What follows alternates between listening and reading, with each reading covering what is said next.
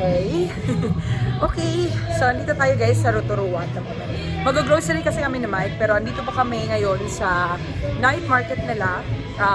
Kaka-open lang nila. Open sila from 5 p.m. to 9 p.m.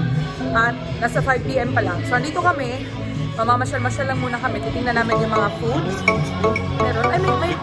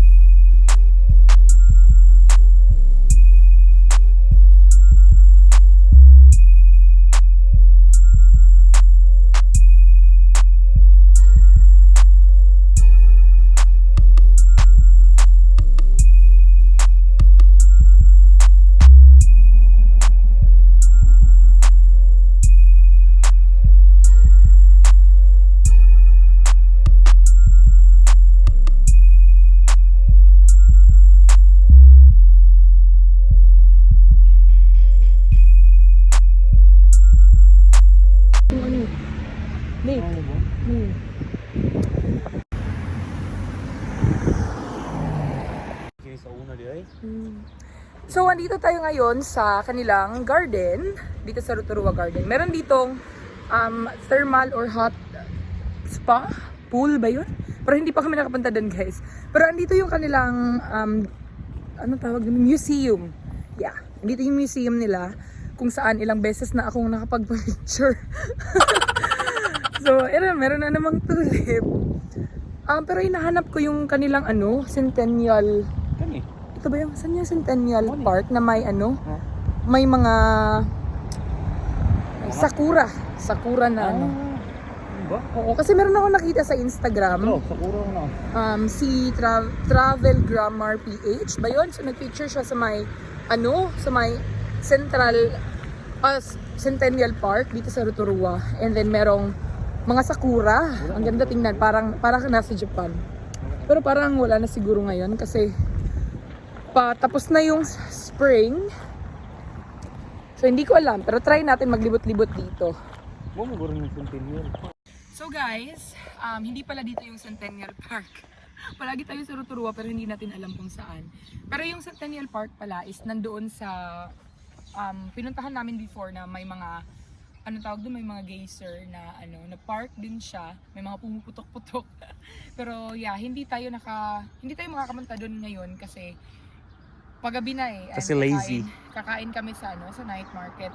At saka mag-grocery pa kami.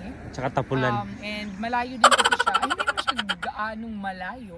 Nasa mga 9 minutes na drive. Pero kasi kapag umalis pa kami sa parking namin ngayon, baka pagbalik namin dito wala nang bakanting park kasi madaming mga tao dahil nagpupunta sila sa doon sa market, sa night market. So ayun. So balik na tayo doon para kumain. 6 PM na kaya magdi-dinner na tayo. Pero anyway, ito yung view dito guys. Ito yung kanilang museum. And then meron silang mga tulip. Meron din sila dito yung spa. Ayun. Yung building na yan, may spa dyan. And then itong polo ba? Hindi ko alam kung anong sport yung nilalaro nila dyan. Pero ayan. Then ito din, may mga something, mga flowers and stuff. So yun, mag-grocery haul tayo guys kasi may nag-request sa akin na mag-grocery haul ulit. So lagay ko siya dito kasi nag-request. And ayun, pero before kami mag-grocery sa Pack and Save, kakain muna kami ng dinner. So let's go. So guys, bili tayo ng lechon, boneless lechon. Meron silang boneless lechon na yun. So bili tayo yan. Meron din silang lumpia. Bili din tayo ng lumpia. Hindi ka magano? Ay, hindi ko maglumpia. Ay, isa lang ako Yummers. Yun na. Smoking pa.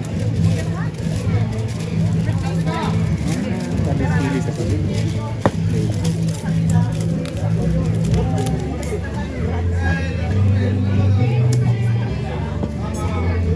Ano siya? Tapos tatlong lumpia po, boss. Diyan ka siguro. Tatlong. Sabay na lang din sana.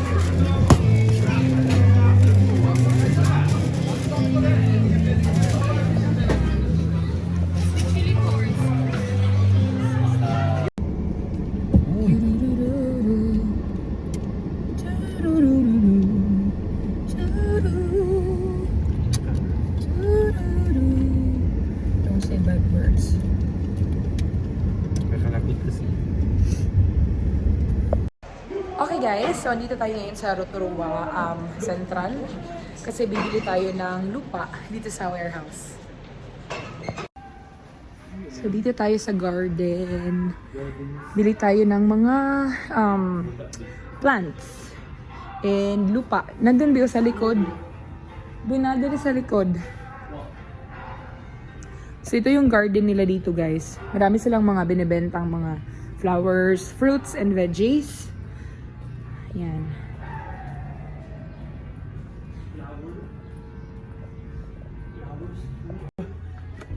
So yan guys, meron na tayong 4 na bags ng lupa and bili tayo dito ng mga plants. Hindi nga lang, assemble ng mga viewer, mga farmer, mga haba. So yan yung ating mga nabili dito sa the warehouse guys. And then yung total niyan is 72. Ayan. So ngayon, pupunta na tayo sa Pack and Save para bumili ng mga groceries.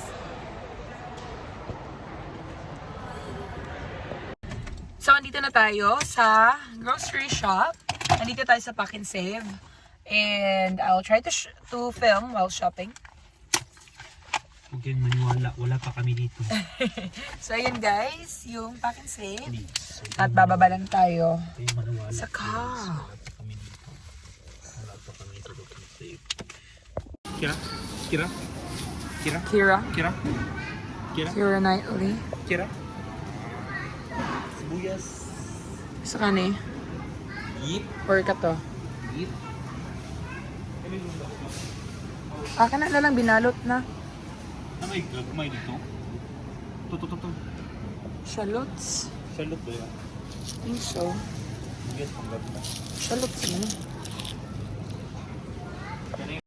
So, this Ay, is rice, after 30 minutes. Oh, really rice. Ano? Bukan eh, gago. Not sure. Bili tayo ng rice, guys. Ooh. Grocery haul update. Ayan, may na yung ating mga nabili. Tula ko, Big. Please.